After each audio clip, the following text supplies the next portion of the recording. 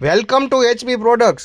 ઘણા કસ્ટમરની રિક્વાયરમેન્ટ છે કે કમળનું રો મટીરિયલ તમે આપો છો, તો હા, આપણે કમળનું બનાવવાનું રો મટીરિયલ આપશું. આ જે પાખડિયું છે, પેપર પાખડિયું, એ આપણે ડાય કટિંગની અંદર આપશું. અને આ રાઉન્ડ છે એ 5 પ્લાય પુઠ્ઠાની અંદર આપશું. અને એની અંદર બી આ રીતે તમારે પાખડિયું કઈ રીતે ચોંટાડવી એ બી કરીને આપશું. અને આ હેન્ડ પ્રિન્ટ આવશે. અને સાચી જો કોઈ વેલ્યુએશન હોય તો એ આ જે પાખડી છે એની છે. એની એક સીટ આપણે આવી નાનીથી તમે લિટેલ બુક સ્ટોરની અંદર લેવા જાઓ તો 25 રૂપિયાની સીટ આવતી હોય છે. 25 રૂપિયાની સીટમાં કોતરવાનું આવતું હોય છે. હવે આ પાખડિયુંને કઈ રીતે કેટલી કટ મારવી એ આ વિડીયોમાં હું તમને બતાવીશ. તમારે પછી શું જરૂર રહેશે? એક તો ફેવિકોલની જરૂર રહેશે જે પાખડિયુંને એડજસ્ટ કરવા માટે, અને કાં તો પછી તમારી પાસે જો ગ્લુ ગમ હોય તો એથી બેસ્ટ કોઈ વસ્તુ થશે નહીં. આટલી વસ્તુ અમે પ્રોવાઈડ કરી દેશું.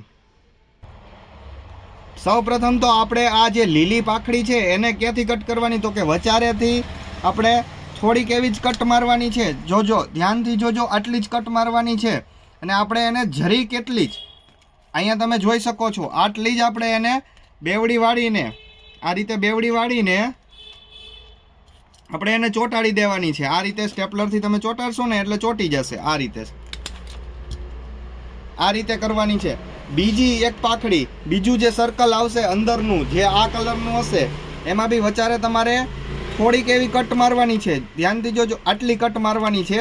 આપણે 1 ઇંચ જેટલી જ કટ મારવાની છે. અને એને થોડીક આના કરતાં થોડીક વધારે તમારે આ રીતે બેવડી વારવાની છે. અને બેવડી વારીને અહીંયા તમારે સ્ટેપલર મારી દેવાનું છે આ રીતે.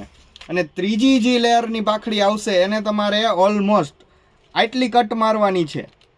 આટલી કટ મારવાની છે. આટલી કટ મારીને આટલી તમારે મોડવાની રહેશે. જો અહીંયા જોઈ શકો છો, આટલી બધી.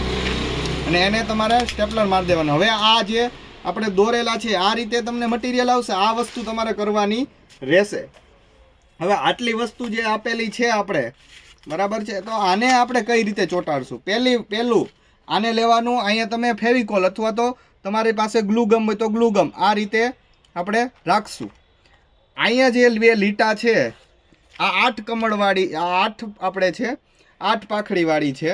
એટલા માટે આપણે આ કમળની અંદર આટલે ધ્યાનથી જોજો, એટલે આ રીતે આપણે એને ચોંટાડી દેશું.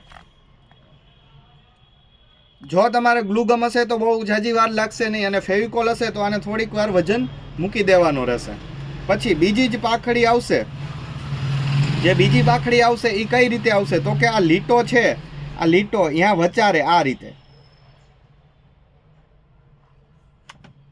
આ લીટામાં તમારે આ રીતે અહીંયા વચારે આ રીતે આવશે. અને જે આ ત્રીજી પાખડી છે એને તમારે થોડીક આગળ, એટલે કે અહીંયા વચ્ચોવચ્ચ આ રીતે ચોંટાડવાની રહેશે.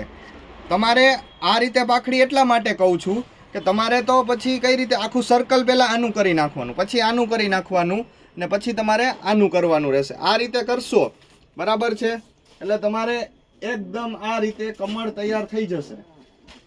પછી તમારી રિક્વાયરમેન્ટ પ્રમાણે તમારે મોટું કરવું હશે તો મોટું બી થઈ જશે, તો એનું કોસ્ટિંગ અલગ આવશે. અને આ તમારે જોતા હોય તો એ 7 પીસ આપણી પાસે નાની સાઇઝની અંદર આપણે સ્પેશિયલ કમળ માટે આ બનાવેલા છે, તો એ બી તમને રો મટીરિયલમાં મળી જશે. પણ એ 7 આવશે, એ સિંગલ પીસ નહીં આવે.